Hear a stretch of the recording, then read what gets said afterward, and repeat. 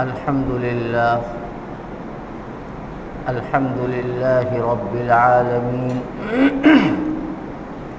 والعاقبة للمتقين والصلاة والسلام على سيد الأنبياء والمرسلين سيدنا ومولانا محمد وعلى آله وأصحابه أجمعين. أما بعد، فقد قال النبي صلى الله تعالى عليه وسلم: لكل نبي رفيق في الجنة ورفيقي في الجنة عثمان، أو كما قال عليه الصلاة والسلام.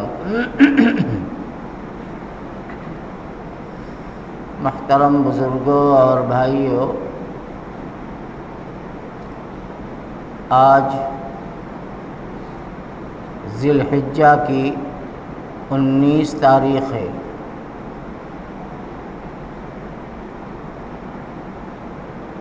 اس کی مناسبت سے میں آپ کے سامنے اسلام کی ایک ایسی عظیم شخصیت کو بیان کرنا چاہتا ہوں جن کا مقام اور مرتبہ صحابہ اکرام رضوان اللہ علیہم اجمعین کے درمیان انتہائی اہم ہے، یعنی خلیفہ ثالث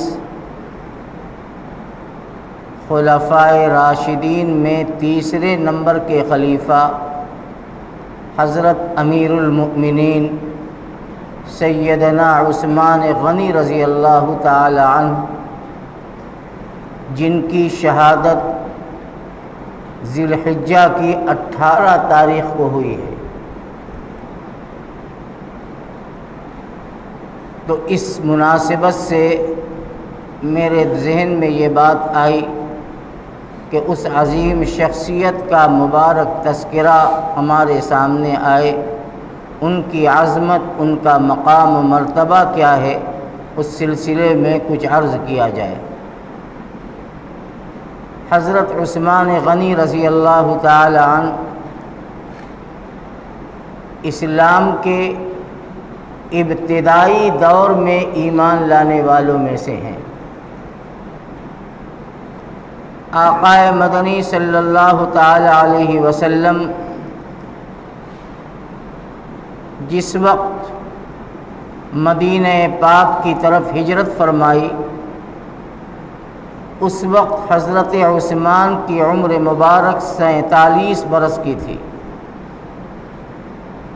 یعنی اگر حساب لگایا جائے تو بالکل شروع کے دور میں جب مکۃ المکرمہ میں چند گنے چنے مسلمان تھے، اس زمانے میں حضرت عثمان رضی اللہ تعالی عنہ کو اللہ تعالیٰ نے ایمان کی دولت عطا فرمائی۔ خاندانی اعتبار سے آپ قریشی ہیں اور آقا مدنی صلی اللہ علیہ وسلم کا خاندان بھی قریشی ہے۔ اوپر جا کر 6-7 پشتوں میں رسول اللہ صلی اللہ علیہ وسلم سے آپ کا سلسلہ نسب مل جاتا ہے، اس لیے کہ رسول اکرم صلی اللہ علیہ وسلم ہاشمی ہیں اور حضرت عثمان کے جد امجد ان کا تعلق بنو امیہ سے ہے، اور یہ دونوں شاخیں ہیں قریش کی۔ تو اس اعتبار سے اوپر کے سلسلے میں حضرت صلی اللہ علیہ وسلم کے خاندان سے ہیں، اس لیے کہ قریش بہت بڑا خاندان تھا، اس کی بہت شاخیں تھیں۔ ایمان لانے کے بعد بڑی قربانیاں دی ہیں اور بڑی مشقتوں کا سامنا کیا ہے۔ اس لیے کہ اسلام کے ابتدائی دور میں جن پاک نفوس نے ایمان قبول کیا تو مکے والوں نے ان کو اتنا ستایا ہے اور ایسی ایسی اذیتیں اور تکلیف دی ہیں کہ جن کو سن کر آج بھی رونگٹے کھڑے ہو جاتے ہیں، لیکن ان کا ایمان پہاڑ سے زیادہ مضبوط تھا۔ ساری قربانیاں، ساری مصیبتیں، ساری طعن و تشنیع سب برداشت کیا، لیکن رسول اکرم صلی اللہ علیہ وسلم کے دامن پاک سے وابستہ ہو گئے۔ پھر اس کے بعد ایمان کو نہیں چھوڑا، جان دینا قبول تھا، ایمان کو چھوڑنا منظور نہیں تھا۔ حضرت عثمان رضی اللہ تعالی عنہ بڑے ہوئے، اللہ تعالیٰ نے آپ کو صحابہ کے درمیان بڑی دولت سے نوازا تھا۔ مکہ کے بڑے تاجروں میں تھے، اور جب مدینہ منورہ ہجرت فرمائی تو اللہ تعالیٰ نے وہاں بھی آپ کو خوب دولت اور تجارت کے راستے عطا فرمائے، اور آپ نے دنیاوی اعتبار سے بھی خوب ترقی فرمائی۔ لیکن ان کی دولت، ان کا مال، یہ صرف اسلام کی خاطر تھا۔ جب بھی تقاضا ہوا، حضرت عثمان نے اپنی دولت کو رسول اکرم صلی اللہ علیہ وسلم کے حکم پر اتنی سخاوت اور فیاضی کے ساتھ نچھاور کی ہے کہ ایک موقع تو ایسا تھا کہ حضرت صلی اللہ علیہ وسلم نے خوش ہو کر فرمایا تھا کہ اگر عثمان آج کے بعد کوئی نیک کام نہ بھی کریں تو بھی ان کو کوئی اب نقصان نہیں ہو سکتا۔ میں بتاؤں گا کہ وہ کون سا واقعہ تھا۔ رسول اکرم صلی اللہ تعالی علیہ وسلم جب اللہ کے حکم سے مدینہ منورہ کی طرف ہجرت فرمائی، اور صحابہ بھی ایک ایک کر کے آہستہ آہستہ اپنا وطن مکہ چھوڑ دیا اور مدینہ ہجرت فرما گئے، نبی کریم علیہ الصلاۃ والسلام نے مدینے کے انصاری صحابی اور مکے کے مہاجر صحابی کے درمیان مؤاخات قائم کرا دی، بھائی چارہ قائم کرا دیا۔ ایک ایسا نظام تھا کہ آج اس ترقی یافتہ دنیا میں بھی سیاسی اعتبار سے بصیرت والے حیرت کرتے ہیں کہ اس زمانے میں محمد عربی صلی اللہ تعالی علیہ وسلم نے ایک نئے علاقے کو اپنا وطن بنایا تو کس حکمت عملی کے ساتھ مہاجرین کو باعزت سکون کے ساتھ زندگی گزارنے کی تدبیر فرمائی، وہ آپ کی سیاست کا اعلیٰ ترین نمونہ تھا۔ حضرت عثمان بھی ہجرت کر کے مدینہ تشریف لے گئے۔ مدینے میں کوئی ایسا پانی کا نظام نہیں تھا جس کا پانی میٹھا ہو۔ ایک کنواں تھا جس کا نام تھا بیر روما، جو یہودیوں کی ملکیت تھی۔ اس کنویں کا پانی میٹھا تھا، اور نہ کھارا پانی، ناقابل استعمال تھا۔ صحابہ اس کنویں سے پانی لینے کے لیے جاتے تو یہودی پریشان کرتا، رقم کا مطالبہ کرتا کہ اتنا پیسہ دو گے تو ہم تمہیں پانی دیں گے ورنہ نہیں دیں گے۔ صحابہ پریشان، ان کے پاس اتنا پیسہ کہاں تھا، کہاں سے لاتے پیسہ؟ مشقتیں، پریشانیاں بڑھتی چلی گئیں۔ ایک دن رسول اکرم صلی اللہ علیہ وسلم نے صحابہ کے مجمع میں اعلان فرمایا کہ کون ہے جو اس کنویں کو اس یہودی سے خریدے اور مسلمانوں کو اس میں سے پانی استعمال کرنے کی عام اجازت دے دے؟ کون ایسا ہے؟ اور آپ نے خوشخبری سنائی، فلہ الجنہ، میں اس کے لیے جنت کی خوشخبری سناتا ہوں۔ امیر المؤمنین حضرت عثمان غنی رضی اللہ تعالی عنہ اس مجلس سے اٹھے اور سیدھے اس یہودی کے پاس گئے، فرمایا یہ کنواں میرے ہاتھ فروخت کر دو۔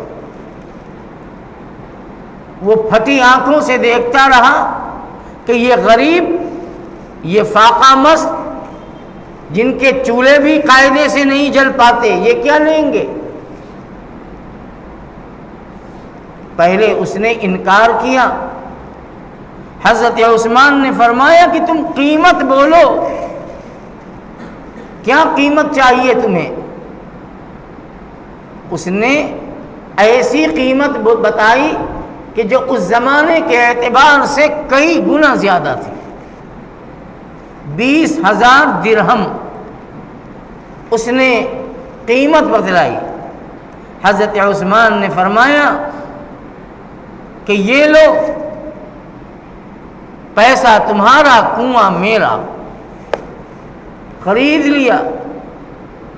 نبی کریم صلی اللہ تعالی علیہ وسلم کی خدمت میں حاضر ہوئے کہ یا رسول اللہ، میں نے اس یہودی سے اس بیر روما کو، اس کنویں کو خرید لیا ہے، اور میں آپ سے وعدہ کرتا ہوں کہ اس میں میرا اتنا ہی حصہ ہے جتنا ایک مسلمان کا ہے، یعنی میں اس کا مالک ہو گیا ہوں، لیکن ہر مسلمان کا حق اس کنویں سے پانی لینے کا برابر ہے، جتنا سب لیں گے اتنا ہی میں لوں گا۔ آقا نامدار سرکار دو عالم صلی اللہ علیہ وسلم کی چہرہ انور پر چمک آ گئی، آنکھیں چمکنے لگی۔ آپ نے خوشی سے فرمایا کہ جاؤ عثمان، اب تو تم نے جنت خرید لی اور تمہارے لیے جنت کی خوشخبری۔ یہ مقام ہے حضرت عثمان غنی رضی اللہ تعالی عنہ۔ دولت اللہ نے دی تھی تو ان کی دولت دین کی خدمت کے لیے اور اسلام کی خدمت کے لیے اور مسلمانوں کی باعزت زندگی کے لیے استعمال ہوئی۔ اسی طرح سے ایک موقع اور آیا سن 9 ہجری میں، یعنی ہجرت کے 9 سال کے بعد ایک بہت بڑا جہاد سامنے آ گیا، جس کو اسلام کی تاریخ میں غزوہ تبوک کہتے ہیں۔ غزوہ تبوک جس کا تذکرہ قرآن میں بھی کیا گیا، اللہ سبحانہ و تعالی نے فرمایا بڑی اہمیت کا حامل ہے۔ اس غزوے کا نام غزوہ تبوک اس لیے ہے کہ جس جگہ پر مقابلہ ہوا ہے یا ہونا تھا وہ تبوک اس جگہ کا نام تھا، مدینے سے 1000 کلومیٹر دور، ملک شام کی بارڈر ہے وہ۔ وہاں پر جا کر کے یہ اطلاع ملی کہ روم کا بادشاہ قیصر ایک بہت بڑی فوج لے کر مسلمانوں پر حملہ کرنا چاہتا ہے۔ نبی کریم صلی اللہ تعالی علیہ وسلم فرمایا کہ ہم باہر نکل کر ان کا مقابلہ کریں گے۔ اور یہ وہ دن تھا، وہ دور زمانہ تھا، گرمی کا زمانہ، کھجور پکنے والی، جس کھجور پر صحابہ کے معاش کا دار و مدار ہوتا تھا، پورے سال کا خرچہ چلتا تھا، جس کو قرآن میں جیش عسرت کہا گیا، یعنی بڑی مشکل وقت میں وہ لشکر تیار ہوا اور جہاد کے لیے روانہ ہوا۔ بڑا مقابلہ تھا، صحابہ کے پاس سواریاں نہیں، اتنا لمبا سفر ہے، جائیں تو کیسے جائیں؟ اس موقع پر حضرت نبی کریم صلی اللہ علیہ وسلم نے صحابہ کے سامنے چندے کا اعلان فرمایا، جس سے جو ہو سکے اس جہاد کے لیے تعاون کریں۔ حضرت عثمان رضی اللہ تعالی عنہ، اللہ نے انہیں دولت دی تھی۔ میں بتانا یہ چاہتا ہوں کہ ان کی دولت نے کہاں کہاں اسلام کے لیے اپنے آپ کو قربان کیا ہے۔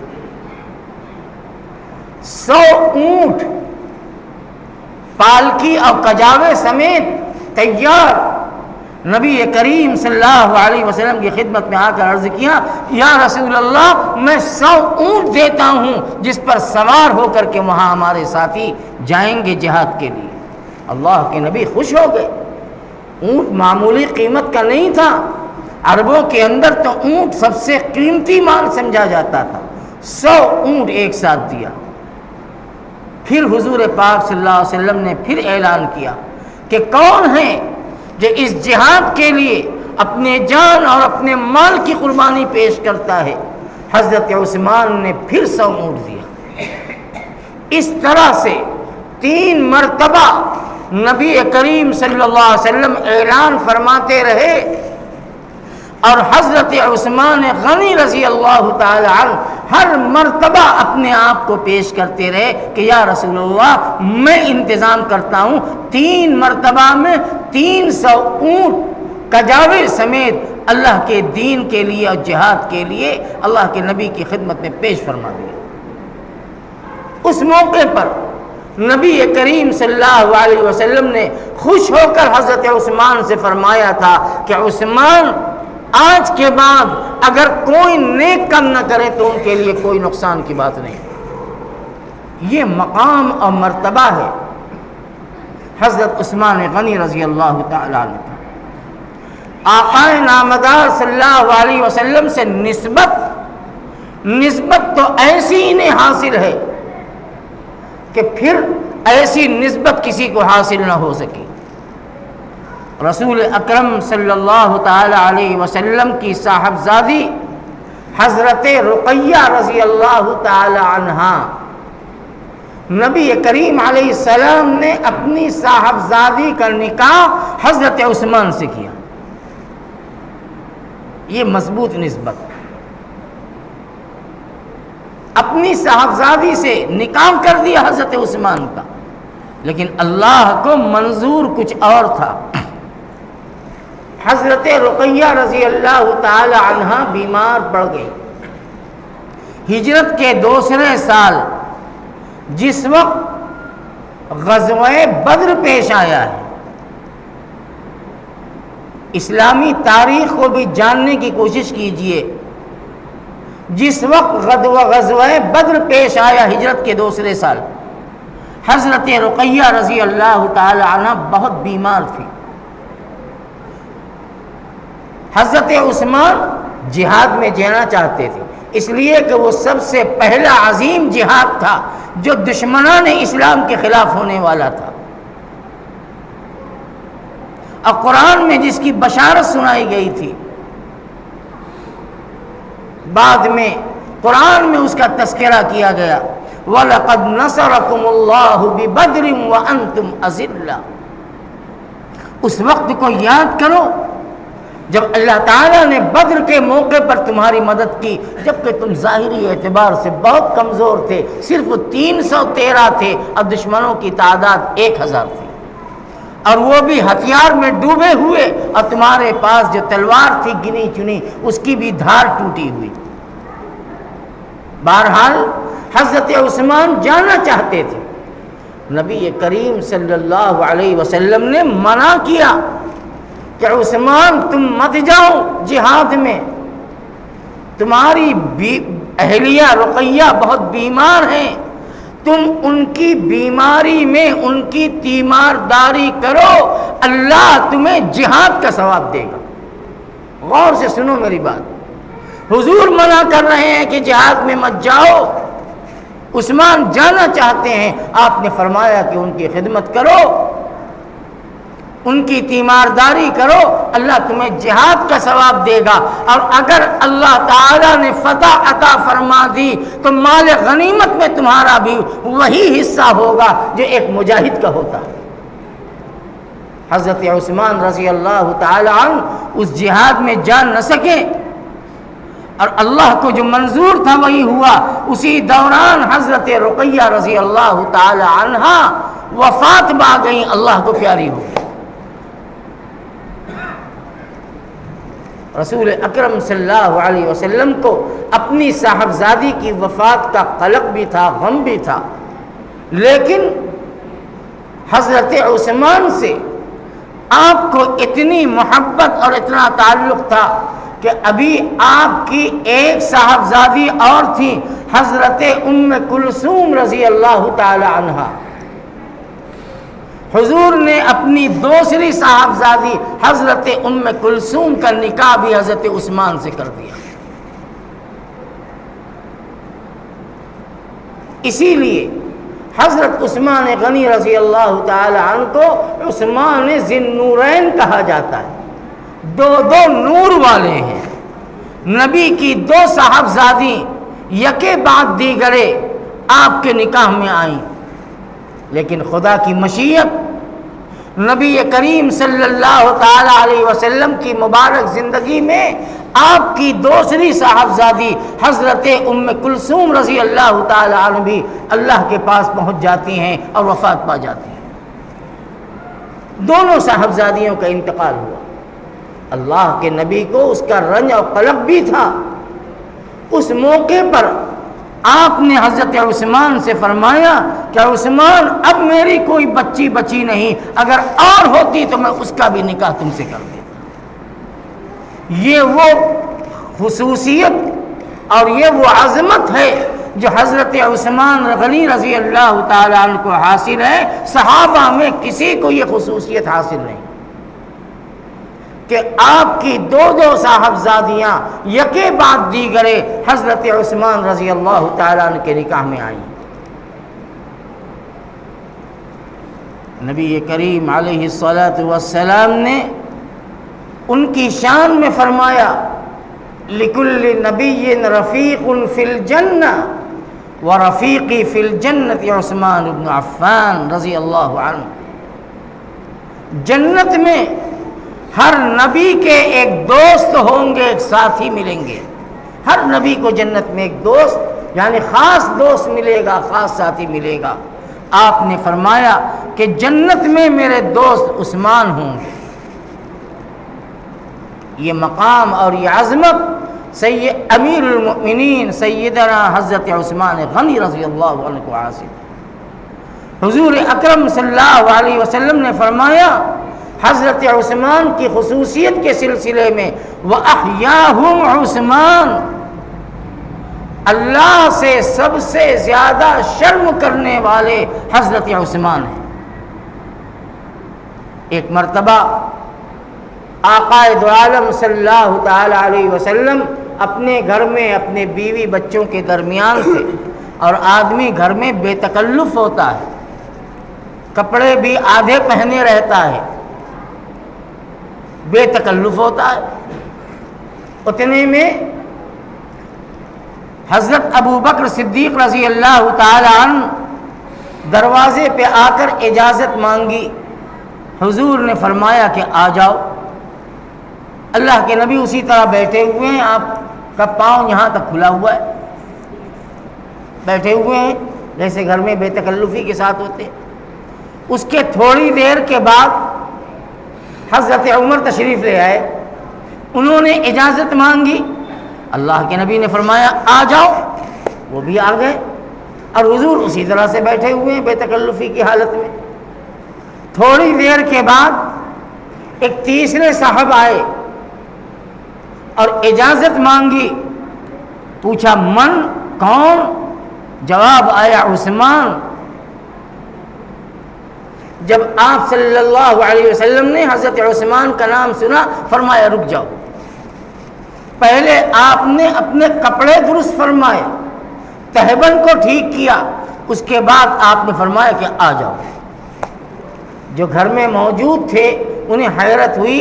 ازواج مطہرات میں سے کسی نے پوچھا کہ یا رسول اللہ، ابو بکر آئے آپ نے ویسے ہی بلا لیا، عمر آئے آپ نے ویسے ہی بلا لیا، عثمان آئے تو آپ نے روکا، پہلے اپنے کپڑے کو درست کیا پھر بلایا۔ فرمایا کہ ہاں سنو، عثمان سے میں کیوں نہ شرم کروں، اس لیے کہ عثمان وہ ہے جن سے اللہ بھی شرم کرتا ہے، اللہ بھی جن سے حیا کرتا ہے، تو میں کیا نہ کروں عثمان سے شرم۔ حضرت عثمان غنی رضی اللہ تعالی عنہ حضور پاک صلی اللہ علیہ وسلم دنیا سے تشریف لے گئے، دین کی بڑی خدمات ہیں، میں سمیٹ رہا ہوں، گھنٹوں لگیں گے ان کے تذکرے میں۔ حضرت صدیق اکبر رضی اللہ تعالی عنہ کو خلیفۃ الرسول بنا دیا گیا، یعنی حضور کے بعد اب قیادت و سیادت اور امامت اس شخصیت کو حاصل ہوگی جس کا مقام بعد الانبیاء سب سے بلند ہے۔ صدیق اکبر رضی اللہ تعالی عنہ خلیفۃ الرسول بنے، 2.5 برس تک حضرت صدیق اکبر رضی اللہ تعالی عنہ خلیفہ تھے، آپ کی وفات ہو گئی، اور اس موقع پر حضرت صدیق اکبر رضی اللہ تعالی عنہ نے اپنا جانشین اور خلیفہ بنایا امیر المؤمنین حضرت عمر بن خطاب رضی اللہ تعالی عنہ۔ حضرت عمر کا جاہ و جلال کبھی سن لینا، میں بتاؤں گا، تذکرہ کروں گا اور ان کی سیرت آپ کے سامنے عرض کروں گا۔ عجیب شان کے مالک تھے، حضرت صدیق اکبر نے ان کو خلیفہ بنایا، اور 10 برس کچھ مہینے تک حضرت عمر بن خطاب رضی اللہ تعالی عنہ خلیفہ رہے، اور امیر المؤمنین کا لقب سب سے پہلے حضرت عمر کو حاصل ہوا، سب سے پہلا خطاب امیر المؤمنین کا حضرت عمر کو ملا۔ 10 سال چند مہینہ اللہ تعالیٰ نے ان کے ذریعے سے بڑی خدمات دی۔ دنیا کی سپریم طاقت کو دھول چٹانے والی شخصیت اگر کوئی ہے جس کو قیصر و کسریٰ کہتے ہیں، وہ حضرت عمر کی شخصیت ہے۔ اسلام کا دائرہ کہاں سے کہاں پہنچ گیا۔ حضرت عمر ابن خطاب رضی اللہ تعالی عنہ کو بھی اللہ تعالیٰ نے ان کی زندگی پوری فرما دی اور شہادت کا درجہ پایا۔ حضرت عمر رضی اللہ تعالی عنہ نے پہلی محرم الحرام کو، کبھی میں تذکرہ کروں گا، شہید ہو گئے۔ اخیر وقت میں حضرت عمر نے حضرت عثمان کو بلایا، بلکہ اسلامی کیبنٹ بنائی، جو عشرہ مبشرہ تھے، جو حضرت امیر المؤمنین عمر بن خطاب کے خاص مشیر تھے۔ فرمایا کہ میرے بعد تم لوگ مشورہ کر کے اپنا امیر طے کر لینا، اور اگر امیر کے سلسلے میں اختلاف ہو جائے تو کثرت رائے کا اعتبار کرنا۔ حضرت عمر کی شہادت ہو گئی۔ اب جو بچے تھے عشرہ مبشرہ میں، ان لوگوں نے مشورہ کیا اور بالآخر یہ طے پایا کہ اب امیر المؤمنین حضرت عثمان غنی رضی اللہ تعالی عنہ، اب مسلمانوں کی جماعت نے ان کی امارت پر اتفاق کیا اور وہ امیر المؤمنین بن گئے، حضرت عثمان غنی رضی اللہ تعالی عنہ۔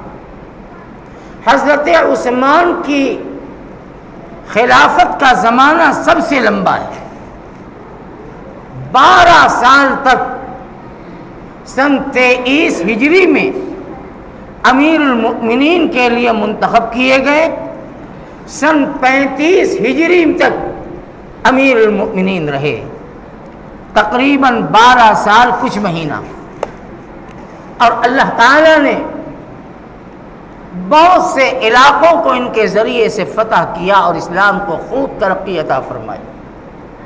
22 لاکھ مربع کلومیٹر پر حضرت عثمان غنی رضی اللہ تعالی عنہ کی خلافت کا پرچم لہرا رہا تھا، گویا یوں کہ یہ اسلام کا پرچم لہرا رہا تھا۔ بڑے نرم دل تھے، لیکن ہر زمانے میں ایسے فسادی فتنہ پرور لوگ رہے ہیں کہ انہوں نے جب موقع پایا ہے اپنی حرکت سے باز نہیں آئے۔ حضرت عثمان کے شروع کا 5-6 سال بڑے سکون اور اطمینان کے ساتھ گزرا۔ اس کے بعد آپس کا اختلاف، منافقین کی منافقت اور عبداللہ بن سبا یہودی کی سازشوں سے ایک دن وہ آیا کہ اتنی بڑی حکومت کا مالک، اتنی بڑی سلطنت کا مالک ایسی بے کسی اور بے بسی کے ساتھ اپنی جان خالق کائنات کے حوالے کر رہا ہے کہ اگر میں یہ کہوں کہ اسلام کی تاریخ میں سب سے زیادہ مظلومانہ شہادت حضرت عثمان غنی رضی اللہ تعالیٰ عنہ کی ہے تو یہ غلط نہیں ہو سکتا۔ بادشاہ ہیں، مدینہ منورہ میں، مکہ مکرمہ میں، اور کہاں کہاں ان کے مکانات بھی تھے، اور سازشی ٹولے نے، جس نے سازش رچی تھی، ایک بڑی منظم پلاننگ کی گئی ہے، اور جب مسلمان حج کے لیے مکہ مکرمہ میں موجود تھے، صحابہ بڑی تعداد میں حج کے لیے مکہ مکرمہ میں تھے، مدینہ میں کچھ لوگ بچے تھے۔ ذی الحجہ کی 18 تاریخ تھی، اس کے کچھ دن پہلے ان باغیوں نے بغاوت کی اور حضرت عثمان غنی کے مکان کو چاروں طرف سے گھیر لیا۔ کئی دن تک نہ کوئی اندر کا باہر جا سکتا ہے، نہ باہر کا آدمی اندر جا سکتا ہے، نہ پانی جا سکتا ہے، نہ کھانا جا سکتا ہے۔ گھر کے لوگ پیاسے ہیں، اب بھوکے ہیں۔ حضرت علی رضی اللہ تعالیٰ عنہ کو جب پتہ چلا کہ عثمان کے ساتھ یہ حرکت ہو رہی ہے، انہوں نے اپنے صاحبزادوں کو حضرت حسن اور حضرت حسین کو لگایا کہ عثمان کے گھر کی نگرانی کرو، نگہبانی کرو، خدا نخواستہ اگر نقصان پہنچ گیا تو خیر نہیں۔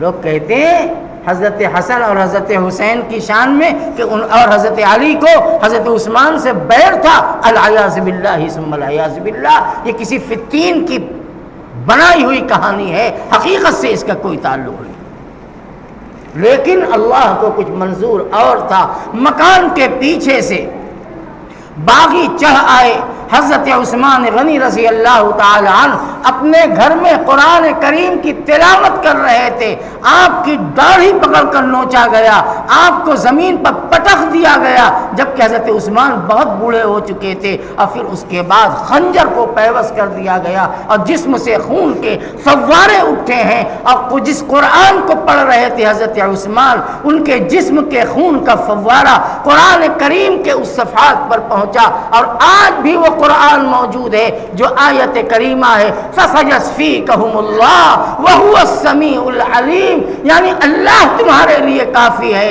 اللہ سننے والا بھی ہے، اللہ سب جاننے والا بھی ہے۔ آج بھی وہ قرآن عجائب خانے میں موجود ہے۔ حضرت عثمان غنی کو شہید کر دیا گیا، لاش بے گور کفن پڑی رہی۔ کئی دن کے بعد چپکے سے رات کے سناٹے میں حضرت عثمان غنی رضی اللہ تعالیٰ عنہ کا کفن دفن ہوا۔ بڑی دردناک کہانی ہے ان کی، میں کتنا بیان کروں، بس یہ سن لو کہ اتنا بڑا بادشاہ 22 لاکھ مربع کلومیٹر پر جس کی حکومت، اللہ نے ان کے ذریعے اتنا بڑا کام لیا ہے، لیکن پورا مدینہ فتینوں سے اور باغیوں سے بھر گیا تھا۔ مسجد نبوی میں سناٹا ہو گیا، اور حضرت عثمان غنی کی ناش کو جب کفن دیا گیا اور کفن دے کر کے ان کو لے جایا گیا تو صرف 17 آدمی تھے۔ سوچو کیا زمانہ اور کیسے حالات رہے ہوں گے کہ 17 آدمی تھے حضرت عثمان غنی کے نماز جنازہ اور کفن میں۔ اور کہاں دفن کیا گیا آپ جانتے ہیں؟ جنت البقیع میں۔ حاجیوں نے دیکھا ہوگا؟ نہیں، اس وقت وہ جنت البقیع کا حصہ نہیں تھا۔ جس جگہ پر حضرت عثمان غنی کی قبر بنائی گئی ہے اس کا نام ہے حش کوکب۔ حش کوکب اس کا نام ہے، اس لیے کہ بالکل پیچھے سے چپکے سے جا کر کے حضرت عثمان کو دفن کیا گیا تھا کہ ان باغیوں کو پتہ نہ چل جائے، ناش نکال کر ان کی بے حرمتی نہ کریں، اور نام و نشان مٹا دیا گیا۔ یہ عظمت، یہ مقام اور مرتبہ ہے امیر المؤمنین سیدنا حضرت عثمان غنی رضی اللہ تعالی عنہ کا۔ چونکہ 18 ذی الحجہ کو ان کی وفات تھی، آج 19 تاریخ ہے، اس لیے میں نے مناسب سمجھا کہ حضرت کی عظمت کے سلسلے میں، ان کے مقام و مرتبے کے سلسلے میں کچھ باتیں آپ کے سامنے عرض کی جائیں۔ اللہ تعالیٰ ان بزرگوں کے اسلاف کے نقش قدم پر ہمیں بھی زندگی گزارنے کی توفیق عطا فرمائے۔ وآخر دعوانا ان الحمد للہ رب العالمین۔